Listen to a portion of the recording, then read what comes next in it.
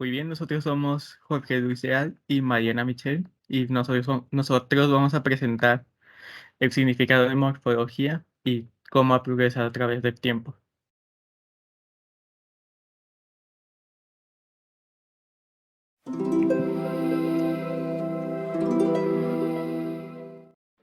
Los contenidos que vamos a presentar dentro de este video serán las etapas de desarrollo del español,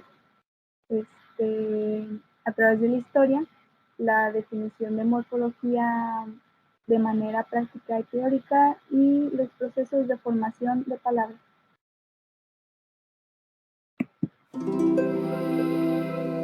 Etapas del español.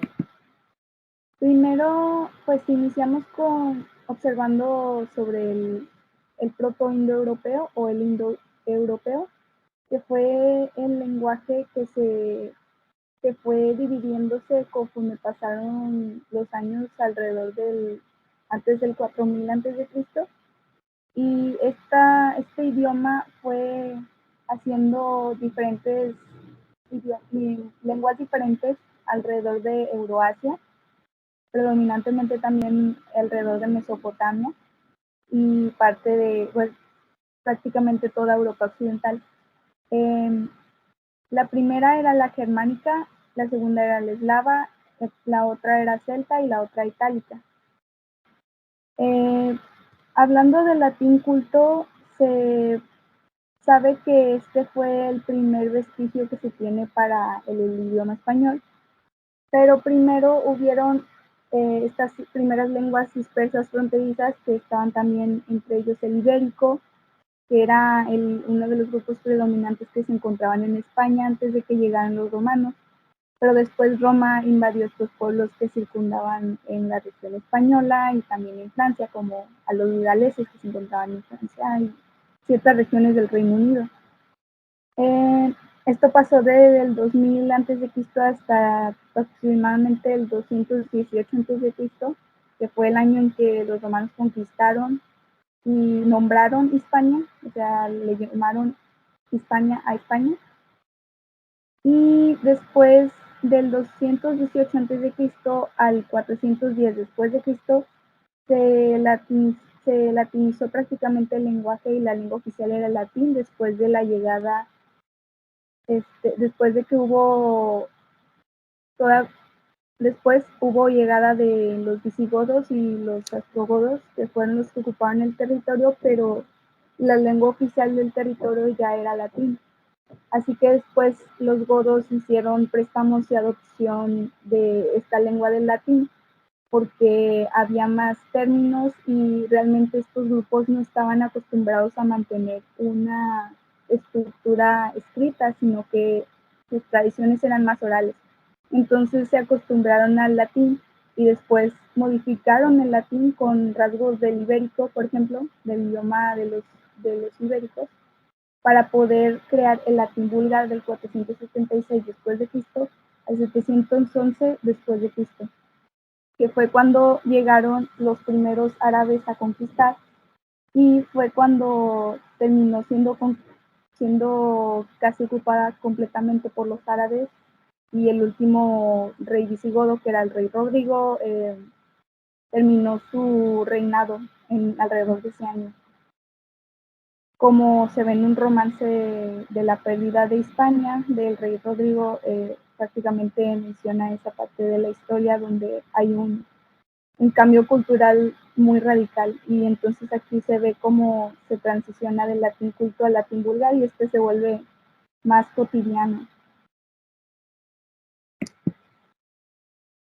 Después del 711 a prácticamente toda la Edad Media hasta el siglo XV, el idioma mozárabe fue un dialecto que se habló en regiones que eran predominantemente musulmanas, pero había cristianos dentro, o también personas árabes que se habían acostumbrado al idioma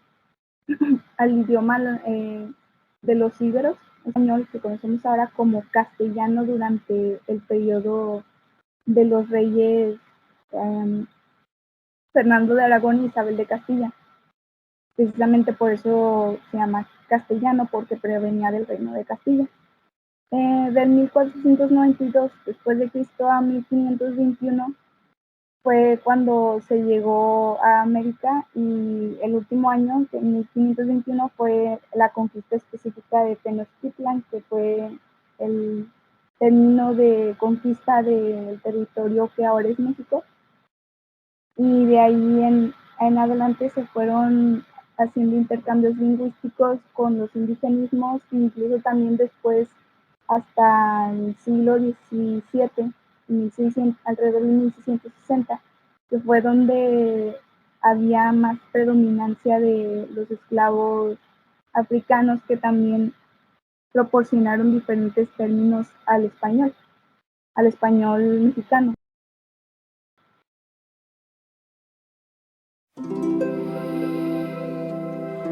Muy bien, ahora toca el significado de morfología.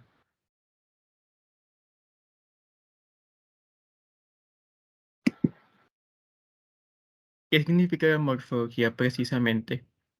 La morfología se define como la parte de la gramática que se encarga de clasificar y explicar cómo funcionan las palabras. O, en otras palabras, la morfología es la que le da el significado a las palabras que hoy en día hablamos y escribimos. Las palabras que estudia la morfología se dividen en dos: la raíz y el morfema. El morfema son los portadores de significado que se unen a la raíz y son variables, y las hay de dos tipos, los derivativos y los flexivos. Mientras que la raíz es la parte invariable de la palabra que portan un significado específico. A esa raíz se van añadiendo morfemas que tienen información gramatical, pero también los hay totalmente libres.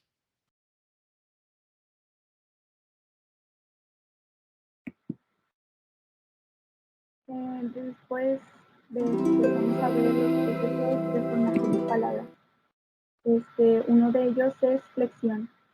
Este primero presenta una base léxica que usualmente no se modifica y permanece a partir de una raíz específica. Es decir, a partir del lexema básico, puede formar términos que pueden variar por dos signos, añadiéndole uno o dos signos, pero su significado solo va a dar información de nuevos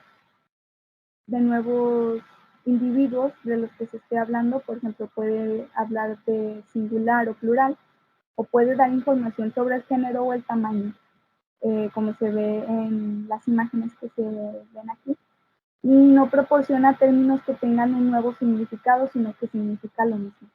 Quiere decir que perro quiere decir lo mismo que perros o perras, o sea, se está hablando del mismo animal o del mismo sujeto, pero se está cambiando el género y también la cantidad. Solo se está modificando un aspecto, pero en realidad se está hablando del mismo sustantivo, del mismo objeto. En el caso de los derivativos, estos parten de modificaciones o procedencias de una palabra. Estos tienen el lexema, sí, pero manifiestan términos nuevos. Estos crean palabras diferentes. Su significado es diferente del lexema principal. Por ejemplo, si tomamos la palabra perro, que anteriormente estaba en la diapositiva, puede formarse una palabra, pero significa algo diferente, como a un sitio. Por ejemplo, perrera. Toma el lexema inicial, que es PERR, y luego puede tomar en este caso un sufijo, que es una terminación dentro de la palabra que tiene un significado específico. En este caso, perrera ya no se está refiriendo a un sujeto que es un perro, a lo que nos referimos como perro, sino al lugar donde estos son llevados cuando no tienen dueño. Otro ejemplo de sufijo es, por ejemplo, perruno. realmente no se está hablando de un perro en sí, pero puede referirse a una característica o a un objeto que esté relacionado con un perro, pero no precisamente se está hablando de ese sujeto. De otra forma, también existen los prefijos. En este no aplicaba un prefijo específico con la palabra perro, pero había otros ejemplos, por ejemplo, prehistórico, que es antes de de la historia que conocemos a través de la escritura, o sea, antes de que se inventara la escritura. O probiótico, que también es un prefijo que se añade a la palabra, al término. Por otro lado está la composición. Esto es la unión de dos términos o lexemas que se usan para crear una significación nueva, una palabra nueva.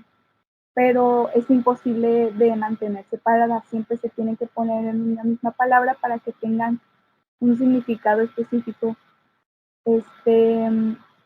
Y a veces a menudo se añaden o se quita un signo para poder dar más unión a la palabra. Por ejemplo, en telaraña está conformada por tela y araña, pero en realidad la palabra, por ejemplo, no lleva dos A, sino solo lleva una, porque esto sería bastante redundante dentro de la escritura de una palabra.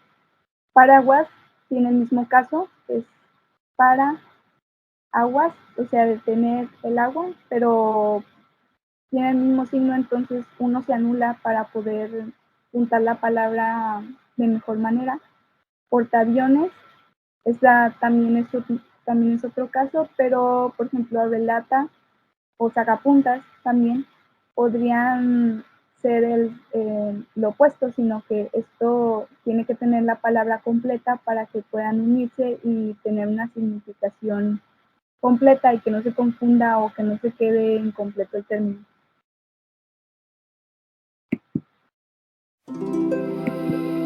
Y eso sería todo. Muchas gracias.